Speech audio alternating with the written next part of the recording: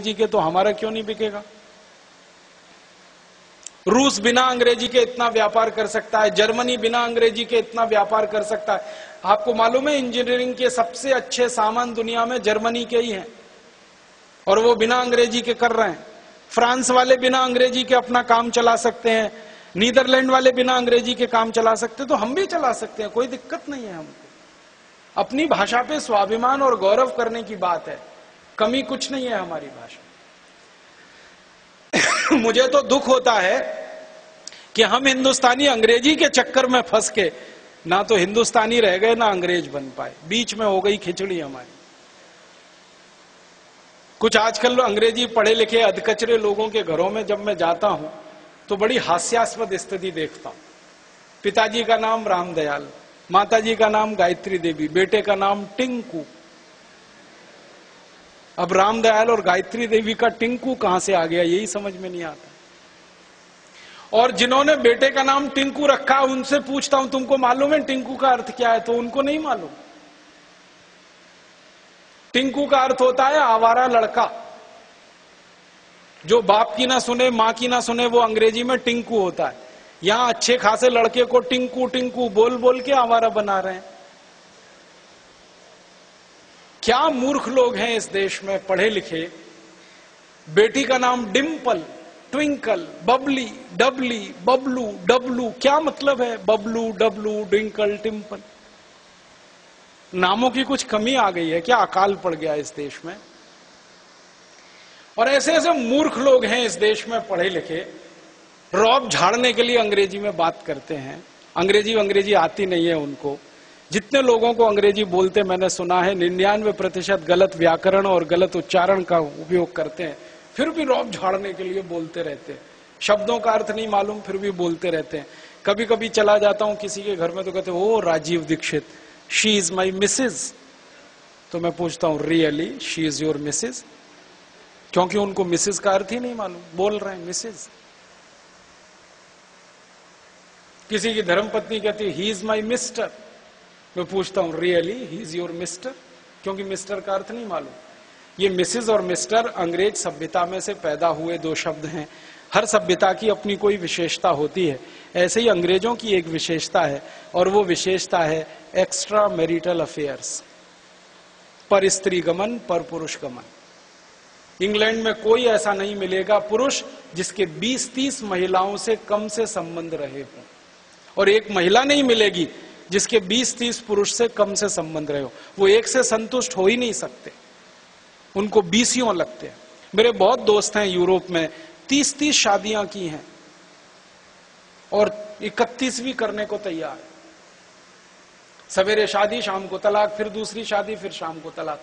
क्योंकि भरोसा ही नहीं है दोनों को एक दूसरे पर, क्योंकि शादी होती ही नहीं है आत्मा से, वहां तो शरीर से होती है। आत्मा को तो मानते नहीं ना वो, आपको मालूम है वो मानते नहीं कि आत्मा कोई चीज है। वो तो कहते हैं शरीर है और शरीर का आनंद है, मिले तो ठीक, नहीं मिले तो जयराम जी की अलग अलग, फिर दूसरे को ले लो, फिर तीसरे को ले लो। तो जिन देशों में स्त्री पुरुषों के 20 संबंध बनते हैं वहां पर मिस्टर एंड मिसेस शब्द उपजे। और इनका अर्थ क्या है? मिसेस का मतलब होता है धर्म पत्नी को छोड़कर कोई भी वो स्त्री जिसके साथ आप रात बिस्तर में बिता सकते हैं, वो मिसेस होती है। ताली मत बजाइए वैसे। और मिस्टर का माने वो पुरुष जो पति को छोड़कर है, जिसके साथ आप बिस्तर में रात बिता सकती हैं, ये है मिस्टर एंड मिसेस। यहां धर्म पत्नी जो अग्नि को साक्षी मानकर आपके घर में आई है, आप उसको मिसेस बनाने में लग गए। अक्ल नहीं है, कुछ समझ नहीं है हमको। एक बहुत खराब शब्द है अंग्रेजी का जो किसी भाषा में नहीं है, हो भी नहीं सकता, मैडम। जानते हैं मैडम का अर्थ क्या? यूरोप में और इंग्लैंड में विशेष रूप से वैश्या घर को चलाने वाली जो मुख्य संचालिका होती है उसको मैडम कहते हैं। रंडी घर को चलाने वाली जो मुख्य संचालिका है उसको मैडम कहते हैं। और यहां हमारी सम्मानजनक मां बहन बेटियों को मैडम मैडम बोल के हम कहते रहते हैं। अक्ल नहीं है, समझ नहीं। और मां बहन बेटियां भी कहती है मैडम बोलो मुझे। समझ तो लो पहले कि मैडम का अर्थ क्या है। ये अधकचरा ज्ञान हमारा। अंग्रेजी अगर ठीक से जानी होती, समझी होती, पढ़ी होती, अंग्रेजी का इतिहास पढ़ा होता, शब्दों का इतिहास पढ़ा होता, कहां से ये शब्द निकले हैं, क्यों निकले हैं, हर एक शब्द के पीछे कोई इतिहास है और उनकी कोई सामाजिक और सांस्कृतिक व्यवस्था है, उसमें से वो शब्द पैदा होते हैं। एक शब्द आया फादर इन लॉ और दूसरा मदर इन लॉ। ये ससुर नहीं होता, वो कोई दूसरी चीज है उनके यहां।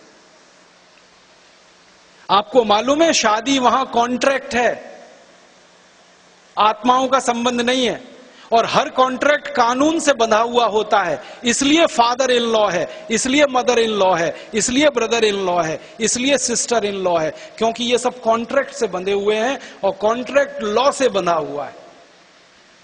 भारत में ये नहीं है। हमारे यहां तो ससुर और सास माता पिता के समान है, आत्मा से हमारा बंधन है उनका। हम मूर्खों के मूर्ख फादर इन लॉ बताते रहते हैं, ये ससुर है फादर इन लॉ। जीभ फटती है हमारी ससुर कहने में और फादर इन लॉ कहने में गर्व है। मूर्खों के मूर्ख हैं सच में। मेरा यही कहना है, अंग्रेजी इस्तेमाल करो तो पूरी तरह से जान लो, समझ लो, फिर इस्तेमाल करो तो अपनी मूर्खता पे हंसी तो नहीं आए। कम से कम मूर्खता करो तो समझ के करो, और जब समझ नहीं है तो फंसना क्यों उसमें। कुछ ऐसे मूर्खता की चीजें हैं अंग्रेजी में, पीयूटी पुट, बीयूटी बुट, और अगर बीयूटी बट तो पीयूटी पट, सीयूटी कट, बीयूटी बट तो पीयूटी पट क्यों नहीं होना चाहिए बताइए मुझे। और अगर पीयूटी पुट तो ब्यूटी बुट और सीयूटी कुट क्यों नहीं होना चाहिए। कोई उत्तर नहीं। एक अंग्रेजी का शब्द है केमिस्ट्री, तो CHEMISTRY, केमिस्ट्री, ठीक है। तो यहां क्या है, CH का है, तो चोपड़ा में CHOPARA, चोपड़ा में तो कोपड़ा होना चाहिए। अगर केमिस्ट्री में केमिस्ट्री हो सकता है तो चोपड़ा में कोपड़ा क्यों नहीं होना चाहिए। और कोपड़ा का चोपड़ा हो रहा है तो केमिस्ट्री का केमिस्ट्री क्यों नहीं होना चाहिए। कुछ जवाब नहीं। कहीं सी का है, कहीं सी चा हो जाता है, कहीं सी सा हो जाता है, कुछ अतई पता नहीं है कहां सा, कहां का, कहां चा। हमारी संस्कृत में तो नहीं होता, कहीं भी हिंदी में भी नहीं होता। ये अधकचरे अंग्रेजी पढ़े लिखे लोग क्या सिखाते हैं अपने बच्चों को, वो सिखाते हैं। मैं किसी के घर में घुसता हूं, ये अक्सर मेरे साथ होता है, कहते हैं बेटा अंकल आए हैं, जरा पोयम तो सुनाओ। तो मैं कहता हूं भाई ये अंकल कौन है। मैं चाचा हो सकता हूं, मामा हो सकता हूं, ताऊ हो सकता हूं, फूफा हो सकता हूं, मौसा हो सकता हूं, कुछ भी हो सकता है। ये अंकल कहां से हो गया, मुझे तो समझ में नहीं आता अंकल है कौन। चाचा, मामा, काका, मौसा, फूफा हमारे यहां तो निश्चित शब्द है ना। और किसी के भी घर में घुसो मामा हो जाओ तो कितना अच्छा, नहीं तो चाचा हो जाओ। ये अंकल होने की जरूरत क्या है। वो अपने बच्चों को कहते हैं अंकल आए हैं, तो फिर वो सुधारते, अच्छा भाई चाचा कहलवाएंगे, मामा कहलवाएंगे। फिर वो कहते हैं पोएम सुनाओ, कविता नहीं पोएम सुनाओ। अब कविता और पोएम में जमीन आसमान का अंतर है, वो बताता हूं अंतर क्या। वो बच्चा टेप रिकॉर्डर की तरह से चालू हो जाता है, rain rain go away come again another day little baby wants to play.